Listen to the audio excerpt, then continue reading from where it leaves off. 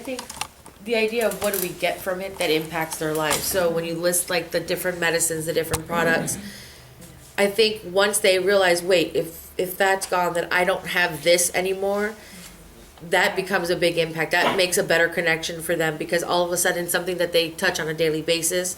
Whereas, I mean, I have students who've never even been to the beach, and you know we're only a couple miles from it, and they've never been there, so that doesn't mean anything to them. That's something they see on TV. Right. But yeah, so if they lose like this product, this medication, this whatever, all of a sudden it's like, wait a minute, something that's that close to me impacts my life, whether I ever touch it or not. So I think that's definitely a way for them to understand the importance of what it is. Cause and effect for them to Exactly. visualize and absorb, because like she said, it's something they're familiar with, something you have to identify, And I think something the they're more familiar with. hands-on, Right. Or like even Pet Supermarket has a little grant, we have this little turtle in our room all year, and just to watch in the morning, what that meant. So like you watch something like this, and it's like as much as if we can't get them there, they're not going to connect if they can't touch it and feel it and see it. And yes, I guess the next best step is like a video projected or something, but they have to be able to touch and feel because they're never going to get it otherwise, so. The Southeast Florida Coral Reef Initiative that I spoke about, and recently, I'd say within the last 5 years, did a survey, just a general mass population survey. It turned out that roughly 80% of the people that live here in Broward County had no idea there was a reef offshore. No idea at all. And that information and that starts right where you guys are in your classroom. That's where it starts. Yes, also to teach them to like have a field trip for, at the beach, to clean up the beach area. And also not only the beach area, but waterfronts, canals and lakes, don't throw trash in, encourage I guess it's all parents and connected. families and Yeah. things like that. That will, have an impact on them. In other words, we teach them to take care of the Right. environment. Going back on what she's talking about, going to the coast and cleaning the beach, a good opportunity is the National Public Lands Day, which I participate in. I go over to Secret Woods, but they also do a lot of coastal cleaning as well in Broward County, Hollywood. My colleague and me do it almost every year. Very nice. Yeah. Yeah, we- it's we've a done Saturday, this but we before. invite our families, our community to come and join us. They get volunteer hours for charter school, and we always get a good turnout. Great. Yeah. This is an event that happens every year here in Fort Lauderdale, National Week of the Ocean. Yeah. And it goes on it goes on for several weeks, several weekends. So take a look at this card when you get a chance and look at everything that they do. It's done this year, but it comes every year. And it's opportunities for classrooms, for students, for The school families. board does a week of the ocean, Yes. where it. the students can do different, there's different categories that they can participate in, you can submit. What month is it? What month? April through May, I think. It says March 29th to April 4th, 2015. Yeah. Public Lands Day is March in through fall. April. You can do that right away. Or exhibition was in May. Yep. There is from NOAA, it's called oceanexplorer.noaa.gov, and it's a graphic, and it breaks down all the meds from the coral reef, Yep. what they do, where they come from. They let's say, a sponge, antiviral drug. So, Great. Put it on Edmodo. yeah, I put it on Edmodo tonight because So I'm what a is it geek called? like Sorry, I'm that. forgetting a Wi-Fi. What is it called? It's called oceanexplorer.noaa.gov. And I just Googled medicines from the coral reef because I'm such a loser. So, No, you're using So, resources. it's in resources because she'll back me up because she's good The like possibilities about Oh, they medicines have from the all ocean tons are of limitless. graphics, but this was the first one, but there were tons, so I'm sure you guys will find others. And they had a lot of colorful ones, but this was the first one. I was like, ooh. So, Just a little information tidbit. yes. And I saw this on Science Channel the other day. we know more about the surface of the moon than That's we what she do. just said to me. right? the oceans. How Yeah, sad is that's, that? that's, I It's a didn't know shame. we got 30% of oxygen from the oceans. I mean, know. all the children, Yeah. 133.3%. I mean, kids know about how plants and trees make oxygen. Yeah. Just for survival, Algae, that's a algae huge is, thing. algae in the ocean is the most concentrated plant on the earth. It's just a little bit, what I want to talk to you about now is tracking debris in the marine environment. Debris in the oceans, debris on the reef, trash in the ocean is a serious, serious problem. Who are the biggest polluters? We are. We are, yeah. And on the beaches and the reefs, it's us. There's a shot right there. That's, how many have been to a beach cleanup? Gone out on a beach cleanup, and this is typical of what you're gonna find. What I wanna show you though is most of what you see there is plastic. Plastic. Most of what you see in that beautiful painting is plastic.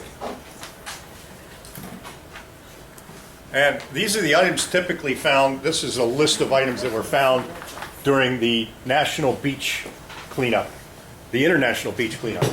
Okay, number one item. Look at it up there, cigarette butts. Yep, it's still the number one item every time we go out to collect. And food wrappers, containers, beverage bottles, bags, caps, lids, cups, plates, stirrers and straws. And the first 7 items are all plastics. All of the first 7 items are plastic. Then you have glass bottles, and you have beverage cans, and paper bags. Not plastic bags, but paper bags. Oh, we don't have time for a video. No. Okay. It's all right. There's a video on YouTube. It's a mockumentary. Okay, and it might be interesting for your students to see this. And it's the life history of a plastic bag in 4 minutes. Really quickly. 4 minutes. In 4 minutes. Yep. We're gonna watch it. Apparently my kids don't. How many cigarette butts can you count in this picture? They're hiding. I think there's at least a dozen cigarette butts in that picture alone. That's just on the surface. Just on the surface, that's right. If you dig down into the sand, you're gonna find more of them. Most littered item in the US and the world. 5.6 trillion cigarette butts. Sold globally every year. Here's the myth. Cigarette butts decompose in the environment. Nah, never. There's cellulose in the filters. Doesn't decompose.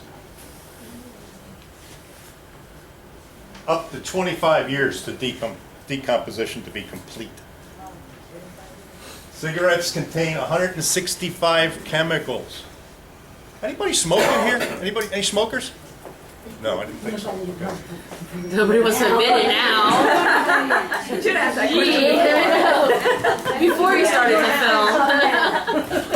film. Plastic or cigarettes can leach chemicals such as cadmium, lead, arsenic into the marine environment within an hour of contact with the water. Yeah. These are not fictions, these are facts, folks.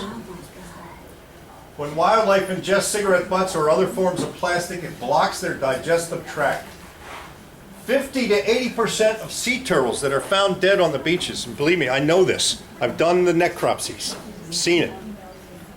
Contain plastics in their digestion, in their digestive tracts. Have digested plastics somewhere in their lifetime. Now, I want to talk about something you can do with your students, tracking debris in the marine environment. There's a device. How many people have smartphones with them? I see everybody. Okay, take your smartphones out, close what you're doing with them right now, and go to Google or go to the Apple App Store and try to download the marine debris tracker. And this is what it is. It's a system put together by NOAA and the Southeast Atlantic Marine Debris Initiative. It's put together, the system is put together and managed by engineers at the University of Georgia. Okay? And when you get it downloaded, here's the apps, the App Store, marinedebris.engineering.uga.edu is their website. When you get there, you're going to be, and you launch it, this is what you're going to see on the screen. Okay? Let me know when somebody's got it downloaded yet. You got it? It's done? You launched it? Awesome. Great. And what you do is your GPS has to be operational. And you can enter you can be anywhere in the world. It doesn't matter if you don't have to be on the beach, you don't have to be on a river, anywhere you are in the world, you pick up a piece of debris and record it. What is it? Quantity, the description. You can view it and submit it. You can add it to the log first and then view it and submit it. And it'll come up this way. You'll have, I think there's seven icons for different debris categories. And the categories contain preloaded lists of commonly found debris items. And then the emblems are color-coded. Okay, the brown is cloth, fishing gear, glass, metal, plastic, processed lumber, which is different than driftwood. Driftwood doesn't get counted, it's natural. And or rubber products of any kind. That includes flip-flops, tires, rubber tubing. Is it supposed to be done when you're not in the water but on the beach, or does it matter? It doesn't matter. You can do it in the water. If you get back out of the water, you can record your location, record the item that you found, or items. And the way you enter it in the system, it's a preloaded list of commonly found items. For items that you find that are not on the list, you can enter them and describe it. And it's also related to the categories of debris that I showed previously. So if you were to do it right now, it would say I found it right here. Yeah. Okay, so wherever you are when you find Wherever it. you are in the world, it's linked to GPS. So wherever you are in the world, you find trash or debris items, you can enter it in the tracker. How many hours? And it includes, you can filter, when you've done that, you want to go back and show your students, you go into their website and access it, you can filter the data by item type, by category, by the range of dates that you were out collecting. Okay? I don't understand what it is. Sorry. Where is it? What I happened? have it on my phone, but I don't understand how to use that. You're gonna put it on the garbage you find, just so that Yep. someone has data gotta to show the categorize garbage it that you to picked pack up it. wherever you It's picked it citizen up. science, Yes. you're giving them micro data for their. It's everybody that submits the data a little bit at a time. They track that data and they provide a report. And you can go on their website and go through their data and use their data if you want to. For your site or your range of sites that you took your students out to, or if you were out by yourself. You can have your students do it too. Yeah, you can have your students do it. Citizen science. Yeah, citizen But science. you take the garbage and you can throw it away, right? This You- is just yes, to track you- it. Believe, Well, the that garbage would is be the hope. properly disposed of.